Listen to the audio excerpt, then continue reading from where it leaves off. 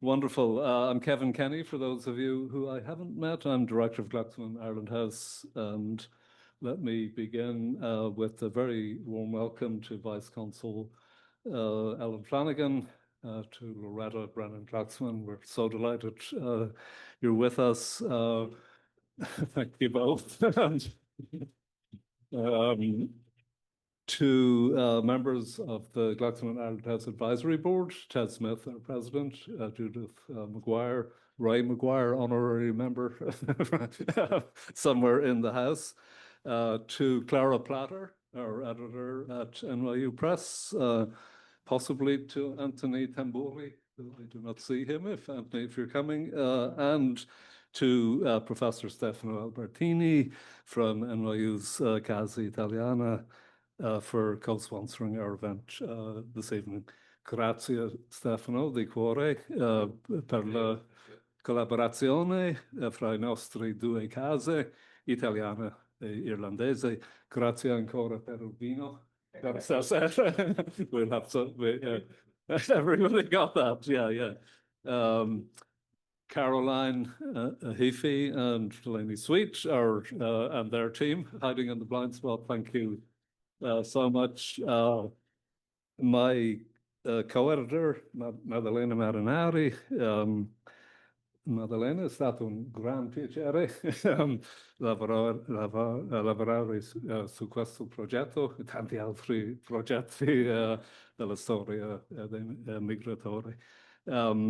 This is a deeply personal book, actually, for Maddalena and myself. We are scholars of immigration. We are immigrants, right? So we live the experiences we're writing about. Deeply personal for me too, as I met my Italian immigrant wife, Rosanna Crocitto, here in New York City. Rosanna can't be with us this evening. She has the impeccable good taste to actually be in Italy rather than to be discussing it. So she sends her regrets to all of our authors who are here. And we gathered here a few years ago for a workshop to make this book. And to all of you, especially if you haven't been here in Glucksman Ireland House before, because we think you'll be back. So look, I'm going to give an introduction to the project for 10 or 15 minutes, and then I'm going to explain the format of the event. It's a packed evening. You won't be bored. There's a lot of participants. The idea for this book, Rituals of Migration, emerged when Maddalena and I began to notice and compare some of the customs surrounding immigration from Italy and from Ireland. In Ireland, local communities in the 19th century held something called an American wake, modeled on the wake for the dead, because they knew they would never see the departing emigrant again. So the American wake was really what started to get me interested in this. And then talking to Maddalena about in southern Italy, even though the chances of seeing the emigrant return were much higher, similar processions, lamentations about the departing emigrants. Bernadette Whelan is one of the authors who can't be with us this evening, describes the American wake in detail in the book. It started really the week before departure. The prospective emigrant would visit friends and neighbors, and then an all-night ceremony with dancing, with drinking, and with a distinctive form of lamentation performed usually by elderly women that is known in Irish culture as keening. And that ritual slowed down and formalized the process of migration for all concerned. It really marked the mode of departure. We discovered then that emigration from Italy had some similar attributes, but also that the ritual of la partenza, departure, featured family visits, dinners, packing, letters, joy and celebration, as well as lamentation. So we began to wonder, as mainly a group of historians. Could we get at that more intimate, effective dimension of the migrant experience? Very much inspired by some short stories we had written. Maria Messina, her exquisite stories about Sicily. On the Irish side, Marcin O'Callaghan, who was writing in the Irish language about departure. We were inspired also by films we had seen, most memorably for me, for example, the opening scene of Rocco e Suoi Fratelli, when the widow Paronde arrives in Milan with four of her sons to meet the fifth, and all hell breaks loose in the opening scene. And we just wondered, could we get at something like that? The opening, or the Ellis Island scene in The Godfather, the Ellis Island scene in Emanuele Criolesi's Nuovo Mondo, that type of thing. Jim Sheridan's film rendition of John B. Keane's The Field, with this ominous figure of the American, the returned Yank who's riding roughshod over traditional customs in Ireland, played very memorably, really hamming it up, but very effectively by Richard Harris. It's I think, one of his greatest, most powerful roles. So we aspire to do that, but Madeleine and I are historians, and this was achieved through art, through literature, through cinema. Some of you have heard me say before that a historian is like a novelist under oath, right? There's great creativity, great imagination, but we're constrained by the available evidence. So how are we going to do this? Well, one way is to bring in non-historians, other scholars of culture and of folklore, as well as historians. And so we devised this idea of looking at the history of two of the great nations of emigrants, right? Two of the world's great countries where departure, until recently, was the norm. And now, of course, Italy and Ireland are nations of immigrants. And here's an interesting thing. We're right now in the United States, we're living through the largest numerical wave of immigration ever in American history. The foreign-born population of the United States peaked this year at 15%. Right, that's significant. It's an all-time high. If we want to know something even more interesting for this evening, the foreign-born population of the Republic of Ireland is 20%.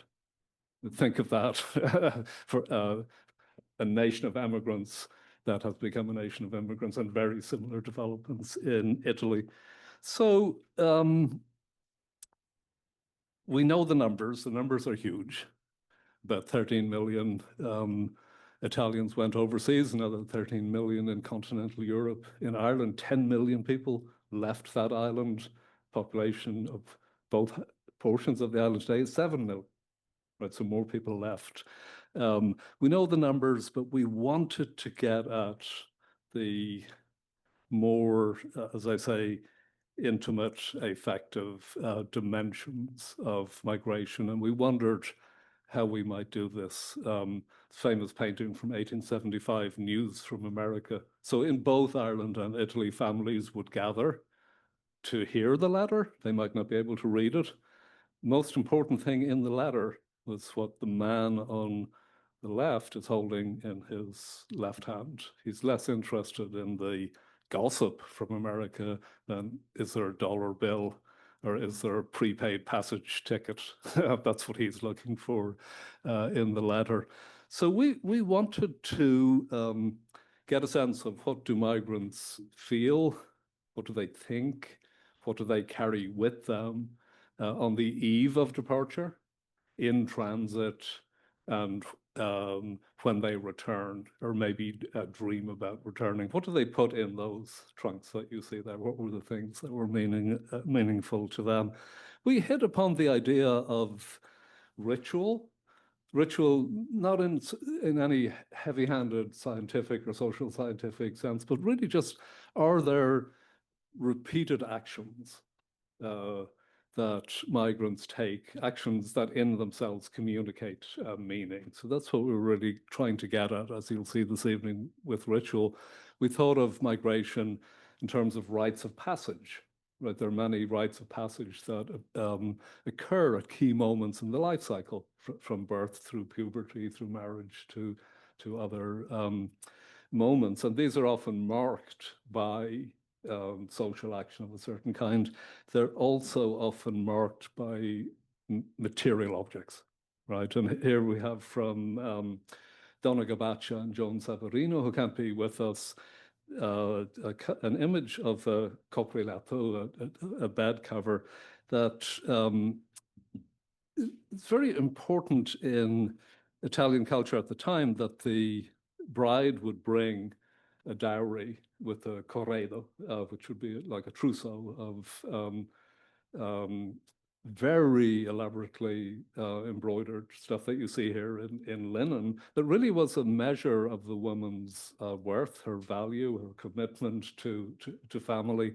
One of the chapters traces this is a woolen coprilato from 1950, traces these material objects around the world. And then there's a ritual moment when an emigrant mother will pass on part of the corredo to the daughter. I've seen it in the family that I married so fortunately into.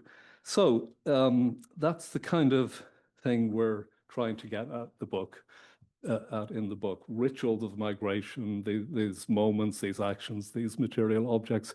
I'm going to invite you, actually put an index card and a pen at each seat. I'm going to invite you in the course of the evening, not necessarily now, if the conversation should provoke in you a memory or an image. Is there a material object that you associate with migration? Is there a memory?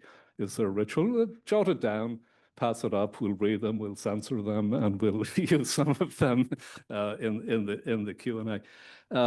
Who creates these rituals? First and foremost, migrants, ordinary people, right, who do these things we'll be talking about, but also government officials who ritualize the process of migration, right? So we're trying to get at both, but above all, our goal, I think, in this book, at a time when migrants as individuals, as human beings, are being dehumanized systematically across the world, that we wanted to put the migrants back front and center in the story. That if we achieved anything, Madeleine, I think that was what we hoped to achieve. We concentrate on two groups we know well, the Irish and the Italians. We hope that maybe our little framework might apply to others. Okay, enough from me. Quick word on format. 9 of our authors are with us in addition to our 2 editors. So we're going to be coming up in 3 groups of 3. And we're going to have little 15-minute segments. So, you know, if you have to listen to me for an hour, you would be bored, but we're going to mix this up for you. This event will be recorded like most of our events. It'll be on our YouTube channel within a few days or by next week. Do please silence your phone for that reason. After the panels, Madeleine and I will moderate a brief Q&A. We'll pass mics around the room. If you want to jot down something on an index card, I've never done that before. It could be risky. And directly after that, courtesy of Stefano Albertini, will be partaking. Thank you so much.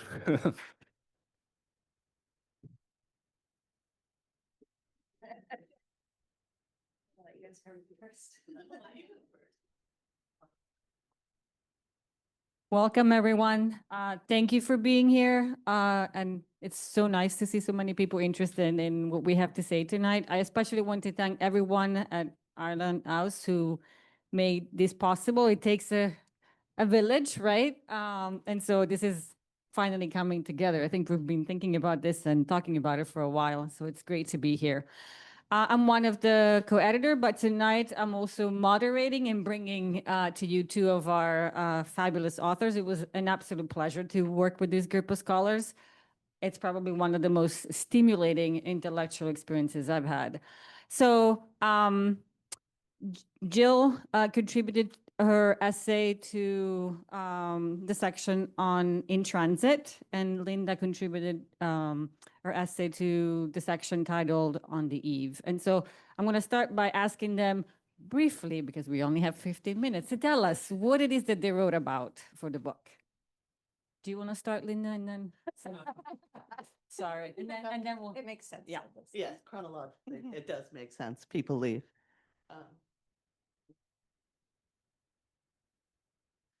Okay, I contributed a piece entitled La Partenza, Gender and Political Implications of Rituals of Leaving. And I wrote, my first book was called Widows in White. And in writing, it was a history that explored the women who remained behind. And in writing that book, it became very clear that the ritual that marked leaving was very much of grief. It was a funeral ritual. It was the procession down to the train station, the women in black, the lamentations, all very performative. And that is what I had accepted. And when this project came up, I went, that would be interesting to explore, because what do those rituals mean? If rituals are about creating communities, about working through the transformation of communities, to restore changing or to reconfigure changing communities, that is one of the things rituals serve. This act of a funeral that meant or indicated that everybody who participated was now dead. Those who left were dead. Those who remained behind would soon be dead, the women. So this was where it started. And the political implication of that ritual, because that is what it was visible in journalism, in the public eye, was very much a way of talking about migration as a problem, as a danger to Italy, as a danger to those who left. The men came back, they were destroyed. I'll be real quick here.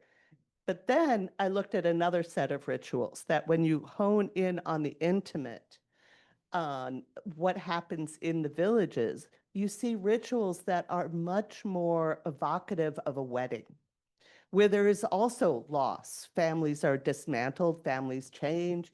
And these rituals of the packing, of the letters, of the feasts, of the masses were not for the dead. The masses were for prosperity and the future. This, what to me are rituals of how communities reconstructed a transatlantic family with very different implications for both politics and gender.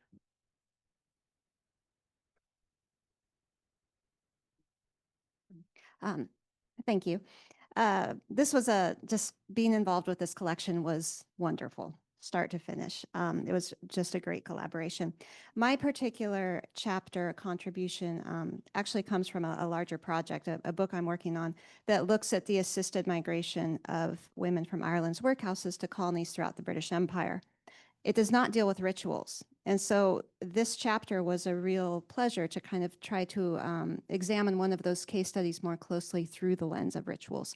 So this chapter focused on a very specific form of emigration. And as I said, that was the government-assisted emigration of young orphaned women from Ireland's workhouses, in this chapter to the colonies in Australia specifically. And what came out of that in looking at it through the lens of rituals is just how dependent particular institutions like workhouses, like government emigration vessels, like government agents, how closely or how much they relied on rituals in order to cultivate and maintain a particular social order and try to exercise control over that social order or hierarchy. Thank you. I think I'm going to expand on something that you both referred to, and I'm going to ask you to to tell us a little bit more about the intersection of gender and rituals of migration. Do you want to go first? Sure, I can start. I think one thing that came out to me as I was looking at how rituals and gender intersected in this chapter is that rituals in many ways provided a means for control, but they also provided opportunities for empowerment. And, you know, in tracking these women, I certainly saw them subject to rituals, but also they would resist rituals, and then they would adopt rituals of their own. And so in tracking that kind of intersection, as I said, between gender and between rituals, it gave me a little bit more insight, I think, into the different ways in which women shaped the immigration experience and the ways in my own research that women shaped the broader British Empire. Very quickly, just to echo that, on the Italian side, these rituals of funeral rituals evoked this kind of passivity of women and the just disappearance of men, whereas the rituals around marriage really created a different kind of empowerment and space of claiming a new role within the family as heads of family. So it was very similar way in which rituals indicate the different kinds of agency in the process of migration of those who left and those who stayed. And last, I only prepared 3 questions because I was very aware of time. So as Kevin suggested in his opening remarks, right, this is kind of a test. Does this idea work for historians, right, when they think about migration? So I'm wondering if you can reflect on, after you participated in this project, has the idea and the work of writing about migration and seeing it through the lens of rituals affected your subsequent work, essentially? Do you want to go first? Do you want me to? It has really kind of in 2 ways, to be honest. With regards to my own work specifically, I think, you know, looking at this particular case study through the lens of rituals and just kind of the need to return to rituals in order to, as I said, construct a particular social order and maintain control. Watching the women kind of navigate through that and thinking of it through rituals encouraged me not to dismiss these women as disruptive or as problematic, or dismiss them in much the same way they were likely dismissed in the late 1840s, but instead to kind of pause and try to think about why they were doing what they were doing, how they were doing it, what they were doing, and in other words, to kind of listen to their actions a little bit more deeply, and hopefully in that process acknowledge, as you said earlier, their agency. And that came out, I think, through the process of rituals. Rituals has also made me think about migration a little bit differently, because I think it's through rituals and both their creation and their continuation that we actually see communities trying to order and make sense of the migration experience and its impact, both immediate and lingering. Yeah, for me, it's become a really useful lens also to integrate the history of emotions, which I have become more interested in, and seeing in these rituals ways of articulating and managing and expressing sort of the emotional landscapes around these moments of transition and change. Thank you.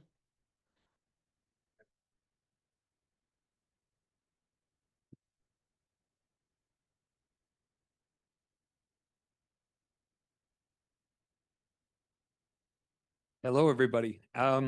Thank you for being here. And thanks to Kevin and Madalena for bringing us together.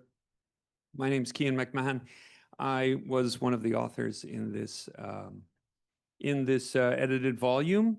I write about mid-19th century Irish migration, and I'm interested in the ways in which people bring meaning to a very difficult and dislocating experience, which is the migration process, especially in the mid-19th century. And I was writing about where people are spending weeks at sea. But I've been given the opportunity to chat. I'll share some ideas of my own work where appropriate, but I'd really like to begin by asking my co-guests, panelists, to just introduce yourselves and then tell us, so much of these projects are we bring out the best in these projects when we root them in experiences of actual people.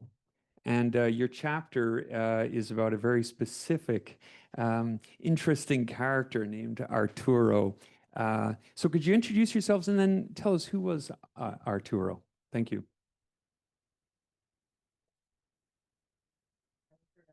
Now it's on. All right. So Arturo del Orto is really a fascinating person. And in the work that I do, I work in the archives fundamentally of the Ministry of Foreign Affairs, which provides an incredible lens onto U.S. history, particularly in the period of mass Italian migration. But there aren't a lot of human stories in this archive. It's an institutional archive. It was run by and for elites. And so when I first came across the story of Arturo del Orto, I thought he was a really good guy. He was a hero, in fact, because the ship that arrived, the Liguria, in New Orleans in the fall of 1904, where every single passenger, over 1,400 people, almost 1,500 were detained. He showed up at the docks and he got them freed, you know? So it was really this like amazing story.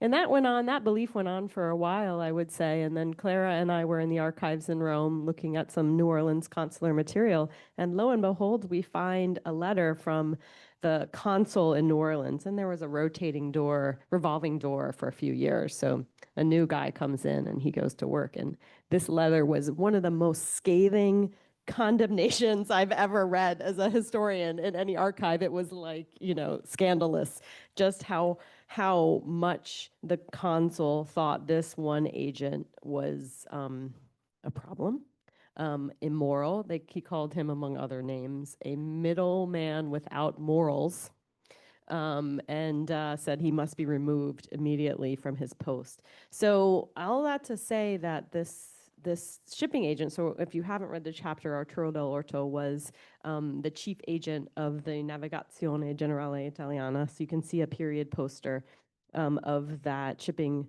company. This was the state shipper for Italy for many, many decades.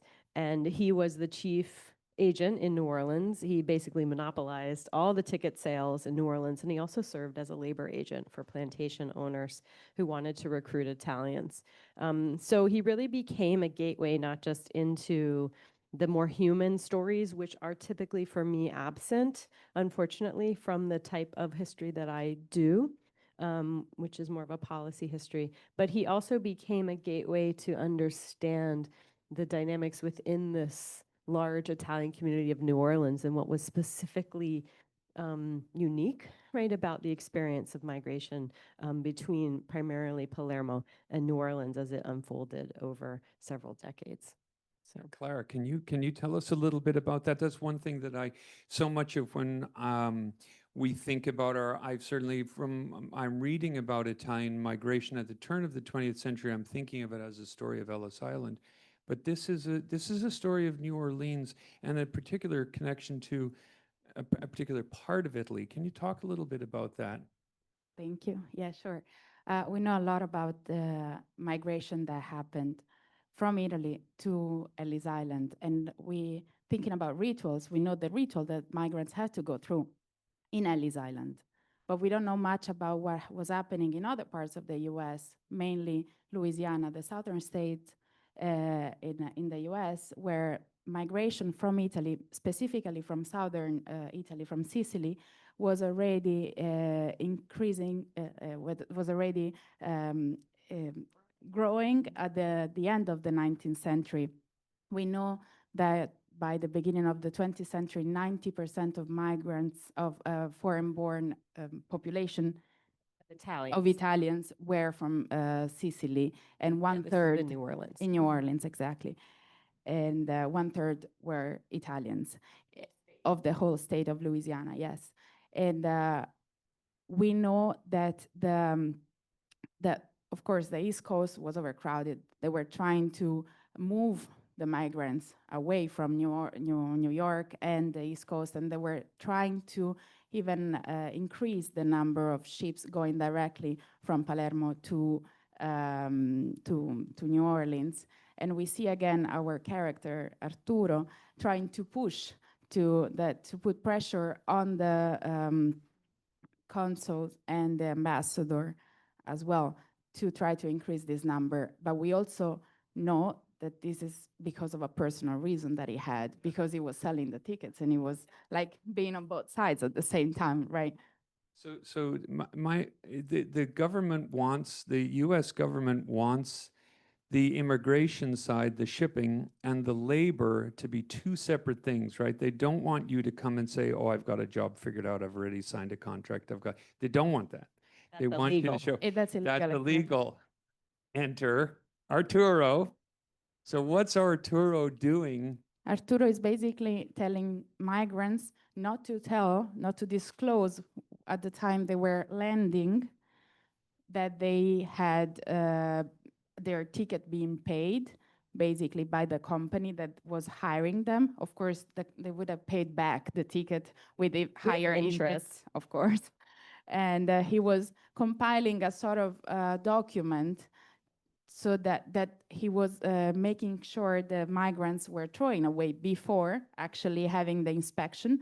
And this inspection, as I was saying, in Ellis Island, we had a landing facility. In New Orleans, there was no landing facility up until 1907, which made inspections ritualized in a different way, because they didn't have a space. And yeah, the facility wasn't there. So as Lauren was saying as well, like we see the incidents, we call the Liguria and the Lazio, the name of the boats, incidents, because migrants are rejected, but how are they being examined as well? Yeah.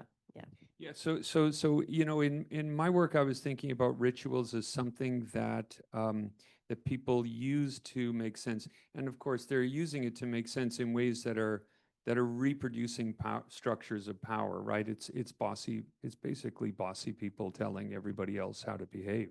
That's the way the rituals are happening in my chapter. But in the term that you use in your chapter is rituals of evasion and control. So can you give us a sense of what kind of just kind of unpack that? I know we don't have tons of time, but I'd like to hear a little bit about unpacking that idea of rituals of evasion and control. Thank you. Yeah. So one of the things that we're very, very aware of today, right, is the infrastructure of border control in the United States. And, you know, even my colleague here, right, had to fill out forms in order to be able to come and be present today and answer specific questions and tell them that she was not bringing cheese for me. So that was no cheese, if anyone's listening. Seriously, you know, one of the things that in my work is that I look at the origins of these systems and how they were created, not just by the United States attempting to control who can come in, but also by sending countries, you know, somebody's collaborating with the United States to receive their migrants, continue to receive their migrants.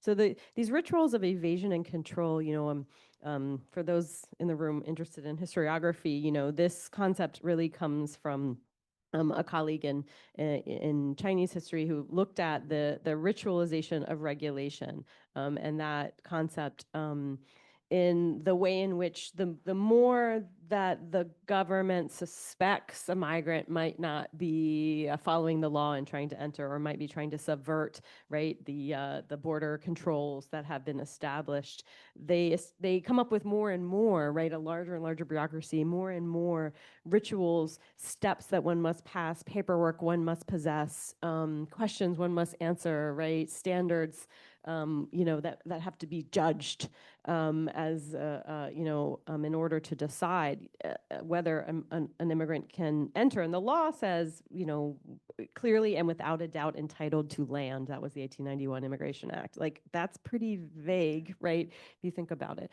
So these rituals of control and evasion, as we kind of create more and more, it creates also an incentive for agents like Arturo Del Orto and many, many others to create strategies to subvert them. And the knowledge of how these border control rituals function also becomes very valuable, right? So that also adds, in our case, to Arturo Del Orto's power, but also to agents of other ethnicities that historians have also examined in other contexts.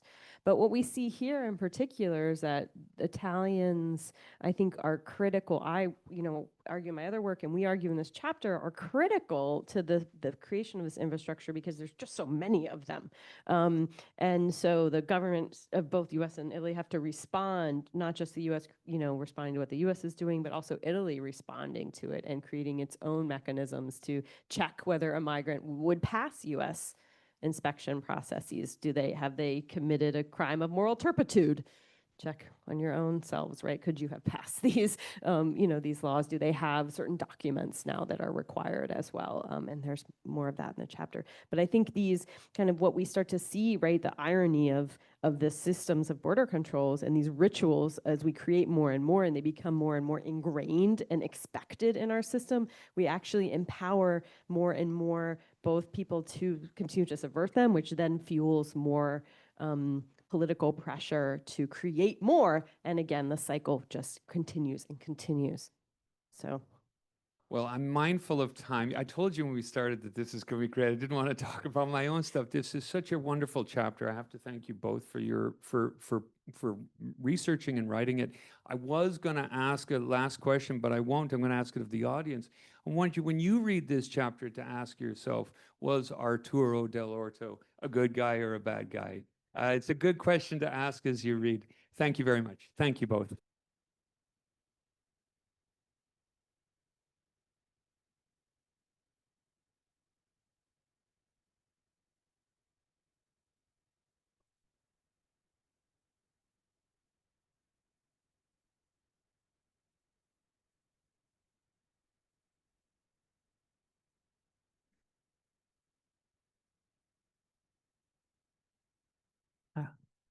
Hi, everyone.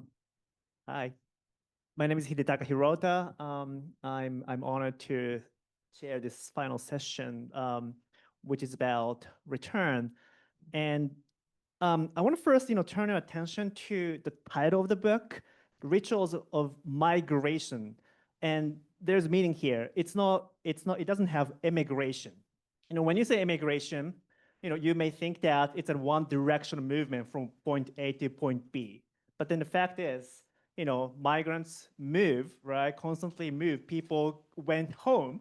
And that's what this final section of this book really examines. Italian migration is well known for the return aspect, but Irish people also return home. So the chapter, this final section really kind of captures the kind of fluidity and kind of freedom in some ways, and the lack of freedom in migrants' transatlantic movement. This chapter has a really distinctive themes, as the editors, Kevin and Madrena, characterized. So those three keywords are forced, ambivalent, and desired. So because we have really, three distinctive keywords, themes here, instead of doing a conversation, we will basically introduce each of the chapters in the next 12 minutes or so. My own chapter is the my talk will be the quickest. So it covers this fourth dimension of the return migration, and my own chapter kind of examines an aspect of U.S. migration history that is often unnoticed, which is the fact that Irish immigrants in the mid-19th century were deported from the United States back to Europe under governmental policy. So in particular, the state of Massachusetts deported impoverished, famine Irish migrants from poor houses, workhouses in Massachusetts to Liverpool or to Ireland. So in this case, the migrants are forcibly removed and then sent back to Europe.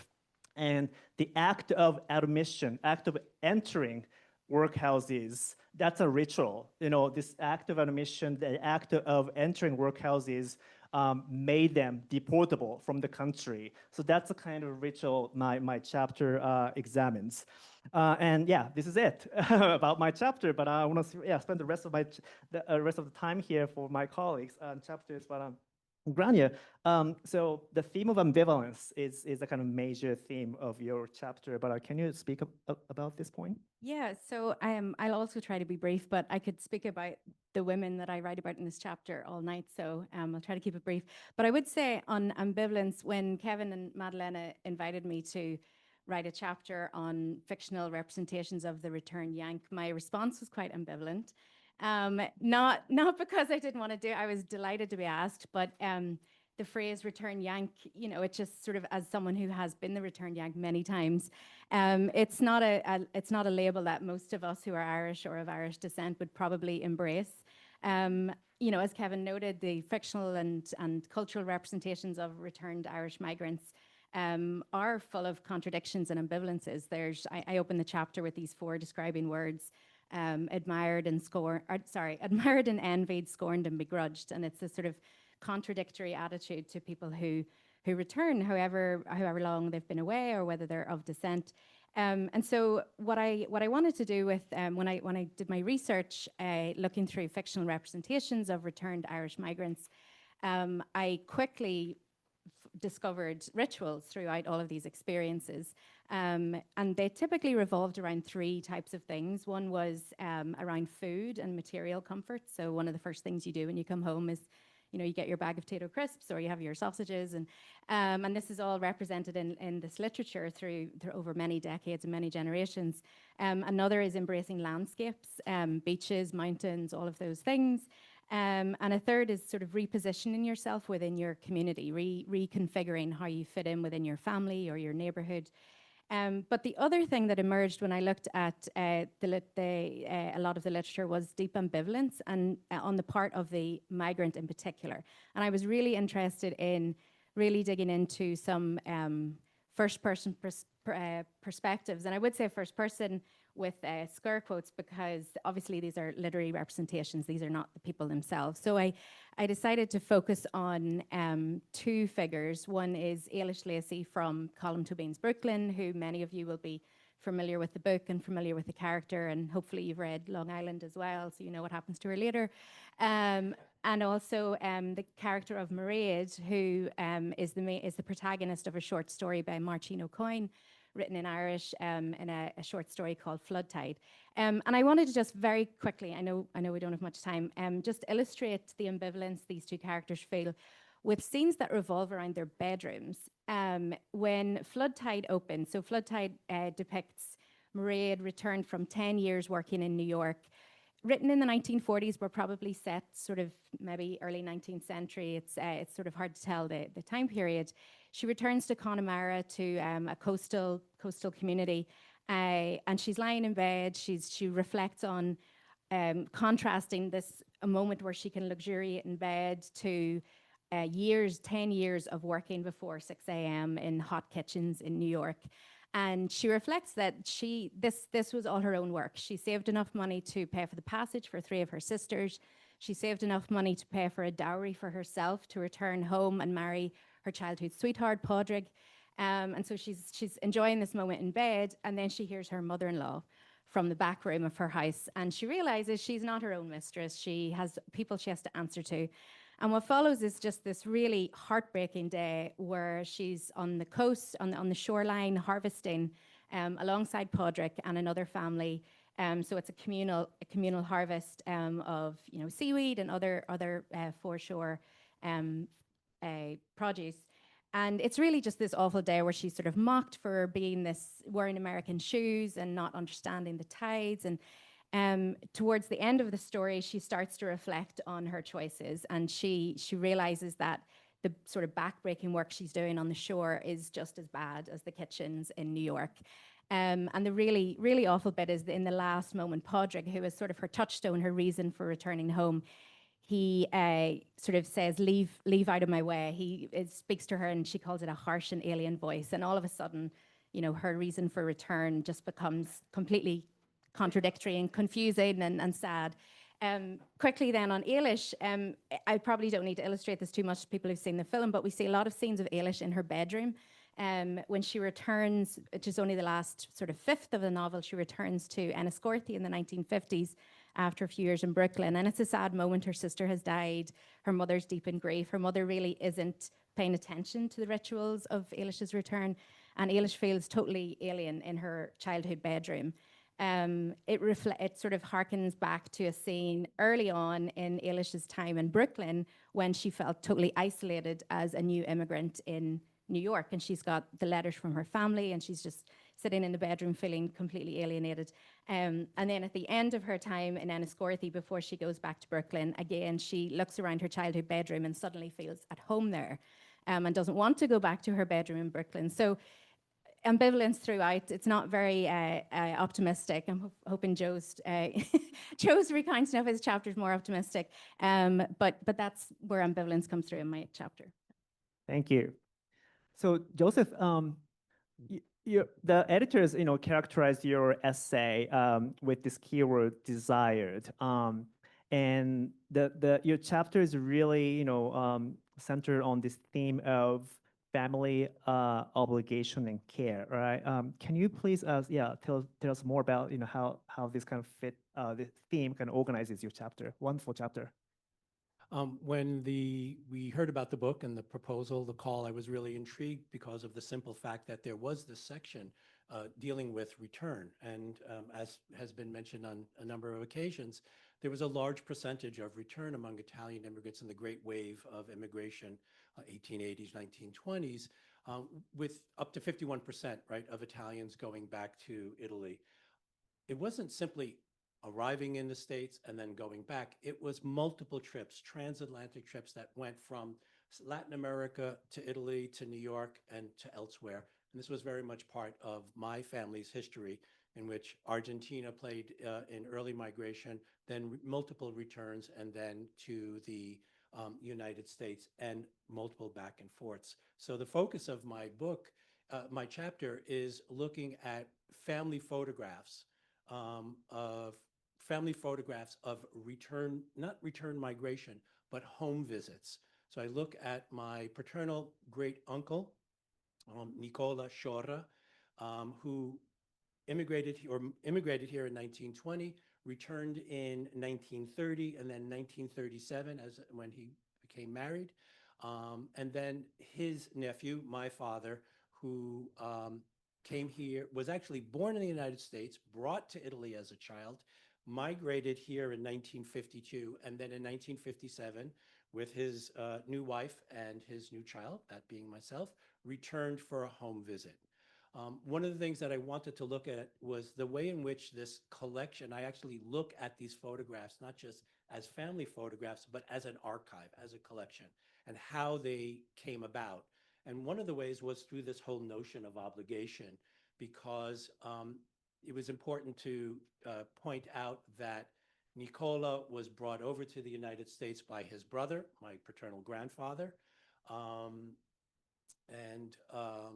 Then he helped my father in the 1950s come over at that time.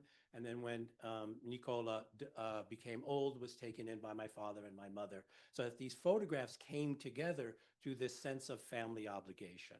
Family obligation being critical about not only home visits, but the support through multiple means of letter writing, communication, and of course, sending of money. These photographs are snapshots. They are really not really that remarkable. Some of them are out of focus. They're the kinds of things that you find in flea markets and just wonder, like, what is this even? This is not even worth 25 cents. But they are a great cache of information. If you have the kind of family information that I have, that can bring some kind of meaning and understanding of what's going on in these photographs. I think in another generation, they really will end up in the flea market and lost to history. I look at three different aspects of the photographs. One is the ways in which campanalismo, the attraction to the hometown and the family units and the relationships there, are figured visually through images, and we'll take a look at it after in a second. The way in which the town and the family relations and the emotional bonds are played out visually through these photographs.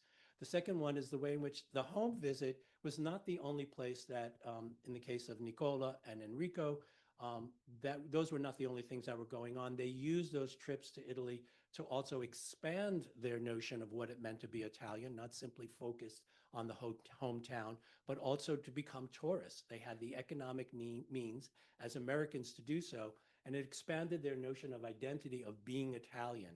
So they would go to places like Rome and Florence and Venice, et cetera, and that becomes very evident in the images that are available. And then finally, I look at this kind of picturesque gaze of both my uncle and my father, and the way in which they kind of created images that distance themselves from not only from their family, but also from other Italians that they encounter. So to create a sense of themselves as Americans, as Italian Americans, as somebody who's no longer bound up in the same social and cultural situations that they had only left just a couple of years before. So. Thank you. Thanks very much. As I close this session, I would like to just highlight one thing, which is that this section is truly interdisciplinary. Each chapter adapts different methodological approach, and in my case, I adopt social and legal history to study about the deportation policy. In Granier's case, literally critique, literally analysis, and then in Joseph's case, photograph as the kind of major modes and tools of analysis. So readers would really enjoy, I believe, and I hope readers really enjoy, reading, common history, common theme from different perspectives and through different methodologies. So thank you so much.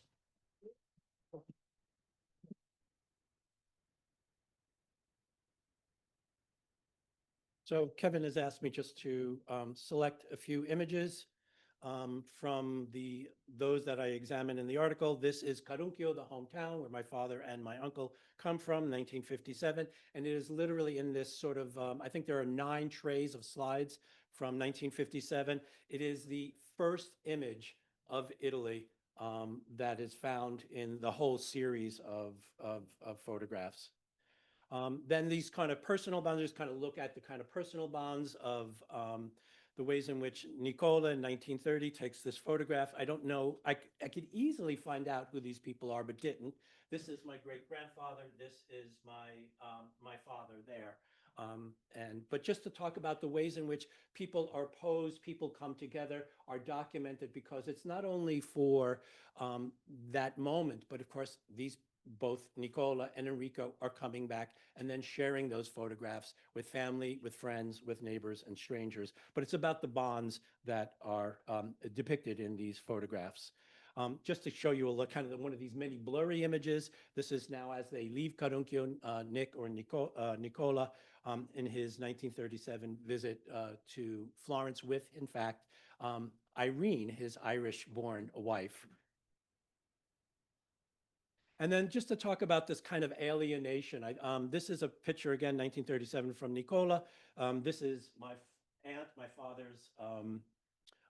my father's sister. But I kind of like this images because it talks about the kind of almost like an ethnographic, this kind of distancing that gets created. It's a documentation of some kind of lost tradition, right? That Nicola, in his New York City life, is really not part of anymore.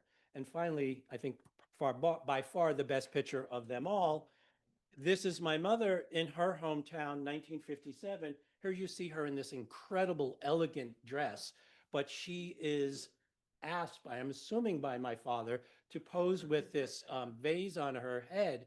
But what I think is really wonderful is looking at her hands. She had just left, this is 1957, she left in 1950. She still has the muscle memory, right, of how to do that. And this is this kind of, I think, wonderful juxtaposition of her new self, but caught up still with her old self, and a blending of that kind of exoticization that happens in this image. So thank you very much.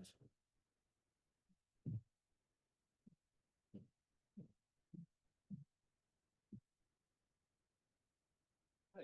That was fantastic. As you've been here before, you know, we love to talk in this room, so we're going to open it up for Q&A. If any of you did jot down something on the index card, we'll have people picking them up. We're also going to have mics going through the rooms. Do we have mics coming? We do, and yeah. Sorry, I want to make a quick funny comment. Yeah. I can tell that she's been in the United States because she's actually smiling in the photo. The first time that my very American husband tried to take a photo of my family, everyone was super serious. You would think that they were at a funeral. And so since then, he says, American smiles, please. Yeah. Only time my mom has ever smiled. Like, we have hundreds of photos and she's super serious, except for when my husband takes a photo. Well, this is getting very personal. The first time I met my Italian wife's family in New York City, it was me, and they were all sitting in a row on the couch, and suddenly Rosanna and her sister got into a fierce argument. And my God, if that had happened in my family, we wouldn't have spoken again for months, possibly years. And within 10 minutes, we were moving on. Ted Smith. Well, thank you, and congratulations to the editors and to the contributors. It's a fabulous book and evoking all sorts of memories for me. Particularly Grania's one about the sense of being unsettled and the alienation of migration and where is home anymore. You know, you're homesick, but you're sick of home when you go back. It reminds me of the old joke about the Irish guy in Boston wishing he was back in Ireland, wishing he was back in Boston.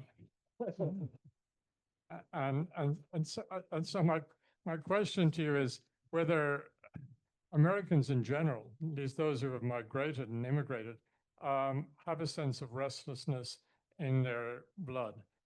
Do they continue searching for home even when they're in the United States, a sense of being able to pull up roots and move on to new frontiers?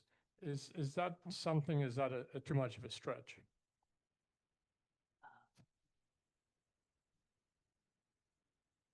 I think part of the impetus behind this book is precisely to remind Americans that that's indeed the case, right? That these people never quite belong, right? And that it's uncomfortable. And you never quite belong on either side, right? And because I think, you know, we both came to this group to this book with very different expertise, right? We do policy, and the desire to humanize the experience, the migrant experience, and to focus on rituals, I think was trying to get us some of those questions.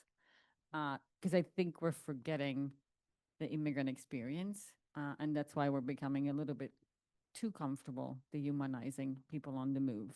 It is hard, even though it's never been easier to move, right? It's never been easier to stay in touch.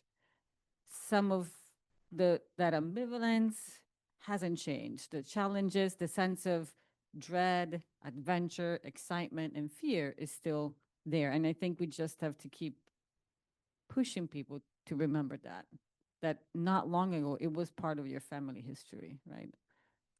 It's so interesting, Ted, because when we thought of this idea of migration as a rite of passage, everybody who grew up in the Ireland I grew up in, when they got to about the age of 20, confronted that decision, do I stay or do I leave, right?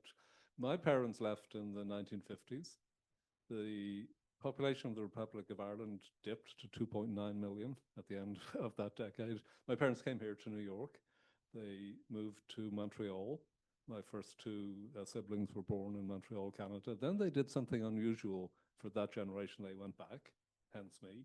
I was born over there. 1980s, when I was their age when they left, again, was this massive period of migration. So it was an expected part of the life cycle to at least to confront that decision for Irish people and for so many Italian people. I was one of 5 close friends, and we now live in 2 in the United States, 1 in England, 2 in Australia. That's not unusual. my parents grew up in Ennis in County Clare and in Banagher in County Offaly, and they moved to the big city Dublin, and then they moved to the big world. I grew up in Dublin, and when I moved to London, it was just a natural thing to do. I'm one of 6 children. We live in 5 different countries, right? So this is so much part of our experience. I have 2 American-born children who are birthright citizens of the United States. I'm a citizen of the United States myself. They're automatically citizens. But there's a little thing, I mentioned this to you, Ted, in conversation the other day. You know, when we write history these days, we're not looking for iron laws. They were doing that back in the 19th century. It didn't end well. So we're not looking for like strict laws. There's a kind of a tongue-in-cheek thing that a historian, Marcus Hansen, came up with, and he called it the law of the 3rd generation. Right? The law of the 3rd generation. So we're the 1st generation, we're the immigrants. The law of the 3rd generation is that the 3rd generation seeks to remember what the 2nd generation learned to forget. Right, and there's something in that. There really is something in that. If you look at language, for example, and look at the nervousness among parents that the language would be inherited, that's changed. That's really changed in our multipolar world of lightning fast technology. My boys are American, my boys are Irish, my boys are Italian. Michelino is in Italy at the moment. So actually, we like to say of my 2 sons that Michelino is half Italian and Owen is half Irish.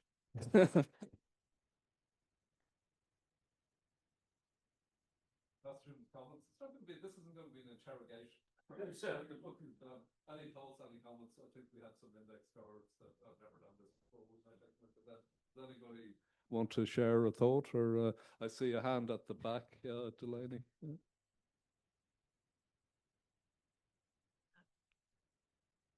Hello, thank you so much for this. My family identifies as Irish American, but we lived in Italy and I speak Italian, and I called it, primo amore.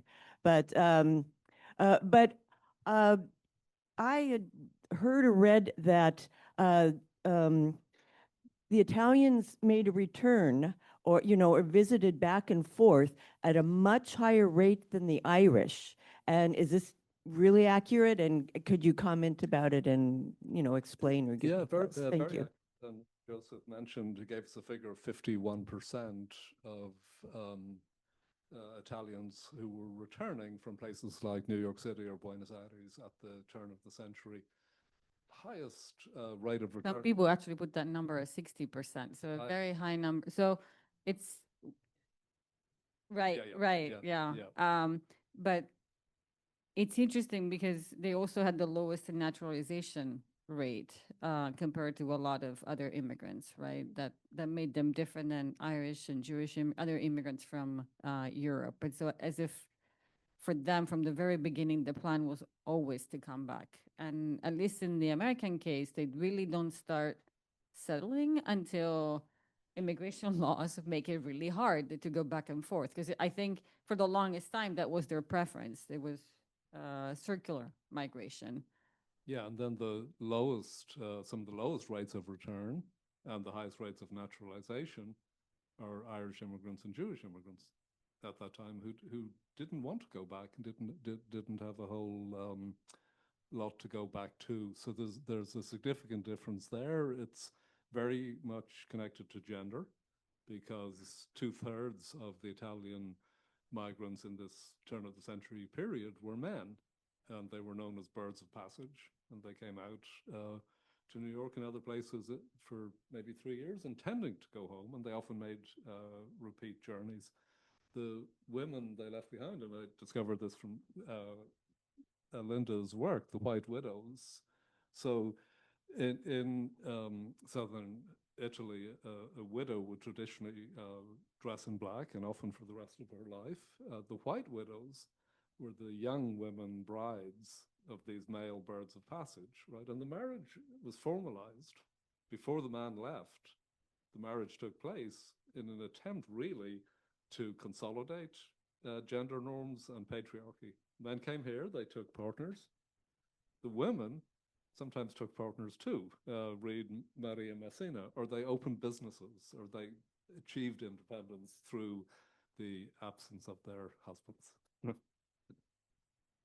And I think that's actually the different ways in which the different ways in which they migrated makes this comparison really useful, right? Because you have two completely different groups, one that settles from the very beginning and one that keeps going back and forth. And to me, what's interesting is that either group was criticized, so you couldn't do anything right? Whether you were a circular migrant or did not naturalize, you were bad. If you settled and naturalized quickly and integrated and Americanized, you were also bad, right? I think these are actually really useful reminders, right? And I think it helps us understand how, like Clara and Lauren were trying to tell us, why authorities then create new rituals to make sense of such diverse priorities and such diverse motivations, right, behind people on the move. So people who don't like immigrants always have nostalgia for the good old days, right? So in the late 19th century, critics of immigration distinguished between the new immigrants and the old immigrants. So the new immigrants were the Italians and the Jews and the Slavs. The old immigrants were the English, the Irish, and the Germans. People didn't much like the Irish, many people in the 1850s. That was a rough ride initially during the famine period. But once you get the new immigrants, the Irish achieved respectability through the back door, right? So but the point I want to make is this theme of nostalgia. Today, the criticism of immigrants is, oh, they don't come here to stay, or they're moving back and forth, or they go back home. 50 to 60% of the Italians did this 100 years ago. Or the other one, like my forefathers did it the right way at a time when there were no visas, right? I mean, yes. Yes, all the questions are on this side. We have a significant, yeah, and one here, good, yeah, yes. Sorry, my card is just unreadable. Yeah. The card idea might not work. We're going to save the card. So, have a half idea. The Tenement Museum here in New York does this storyboard thing. I'd love to encourage that if people want to engage with us after this evening. Do little kind of a web-based storyboard of material objects or memories. Yeah. It's a project we might do. But please ask your question, and then we'll have I had a couple of questions. First was about the funeral rituals, and of course, in Ireland, a lot of this was happening in the wake of Angorta Mór. So there's, literal funerals, funerals for the dead, but also funerals for the people leaving. In Italy, there were the men going off to the Risorgimento.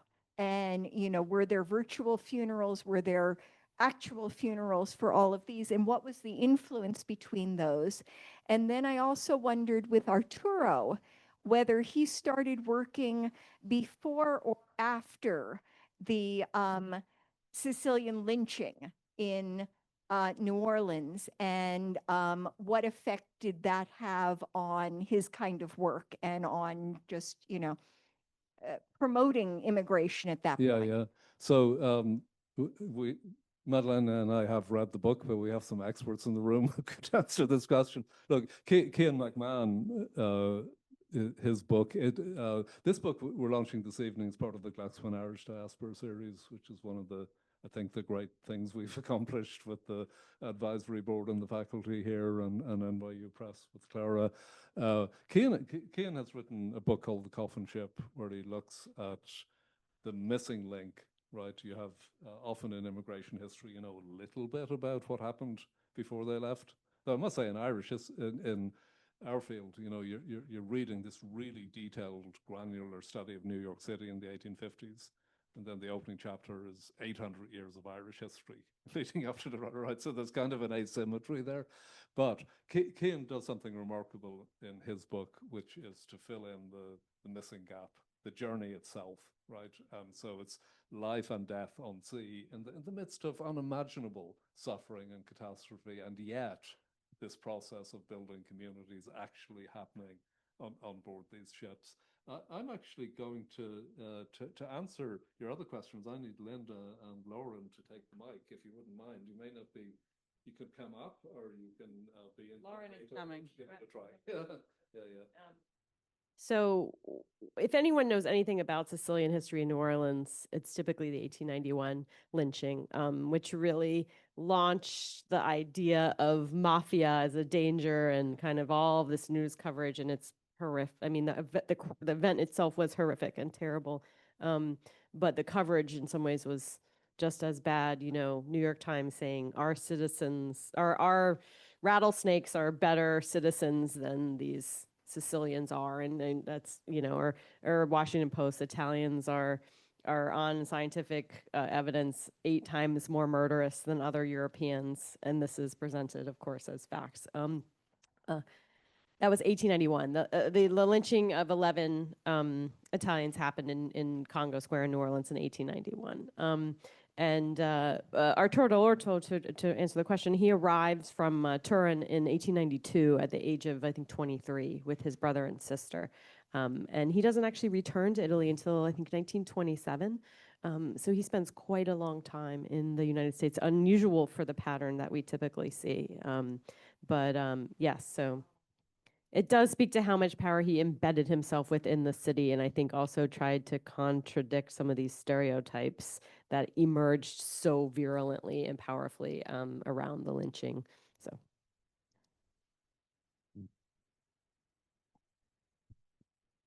Who asked the question? I like. I actually probably shouldn't be, because I'm not sure what the answer is. I did not find in my own work that kind of close connection between the actual dead and the ritual dead. In the portrayal, it's very much the rituals of the funeral on the living. And the white widow, if even that term, is the widow of a living person. It's also used for men who are jailed. So it's that absence. So it's, yeah, there's my answer.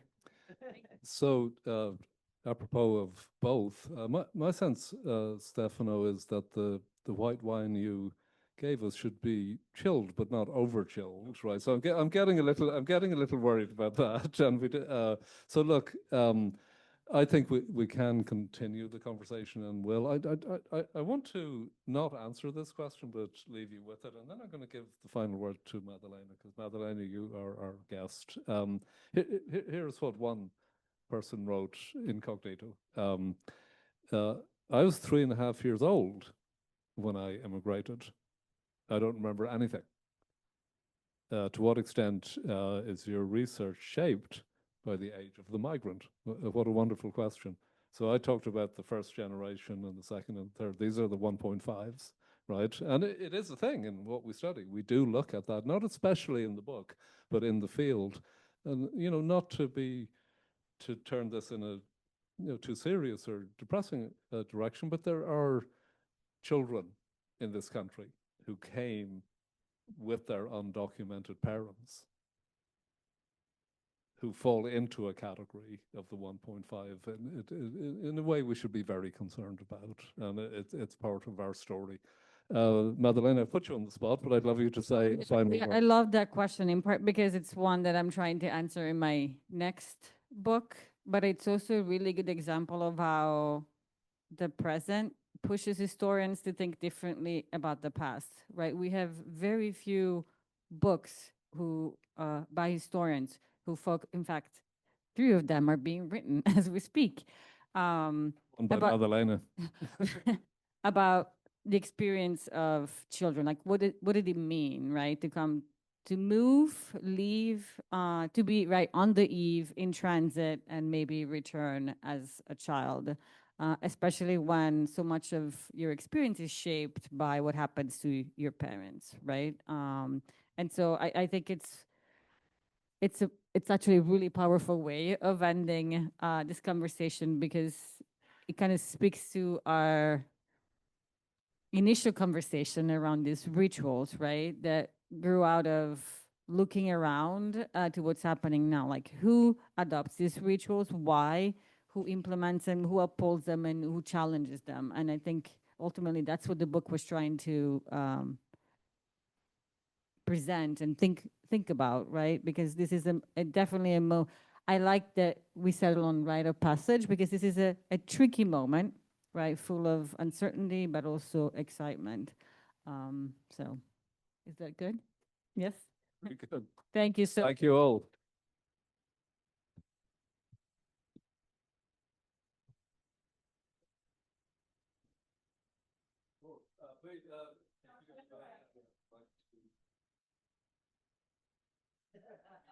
I'm sorry, everyone. I just would like to say one little bit. My name is Loretta Brennan Glucksman, and I have been out of commission for quite a while, and I haven't been to the House for way, way too long. I haven't been anywhere for way, way too long. So this is a very emotional night for me, and I'm stunned by the power of this conversation, and of course by the topic, because how topical it is. You don't read a paper or listen to a news program without hearing about ICE and other atrocities. So you scholars are doing God's work, and you are doing it in this wonderful little house, thanks to Kevin Kenny and Magdalena and all these wonderful scholars that are here. I'm privileged to be in your company. I encourage you to stay strong, and please come together like this so that the rest of us can benefit even before we can buy your wonderful books, which we will do. Please come downstairs and have some chilled wine, just right. And please come back often. Thank you so much.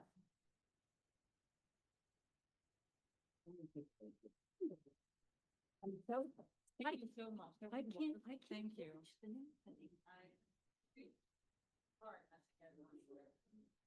Very good.